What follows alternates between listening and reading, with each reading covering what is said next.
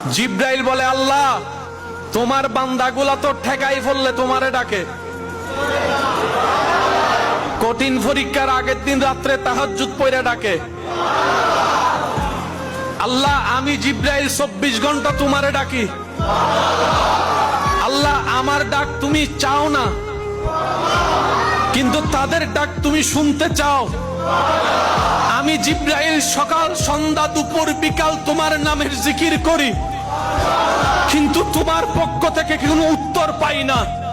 আর জমিনের ছোট্ট ছোট্ট 3.5 হাত বান্দার ব্যাপারে তুমি বলছো কোরআনে, ফাজকুরুনি আযকুরুকুম ফাজকুরুনি আযকুরুকুম।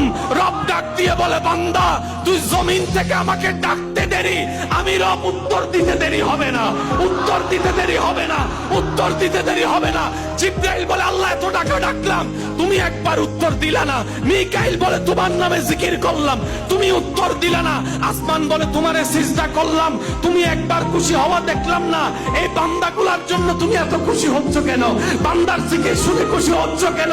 বান্দার আওয়াজ শুনে খুশি হচ্ছ কেন? বান্দার সিজদা দেখে খুশি হচ্ছে কেন? রব বলে, ওরে আমার সৃষ্টি জগৎ সব সৃষ্টির আমি আল্লাহ বানিয়েছি কুন ফায়াকুন আদেশ দিয়ে। আর এই মানব জাতিকে আমি আল্লাহ বানিয়েছি বিয়াদাইয়া কুদরতি।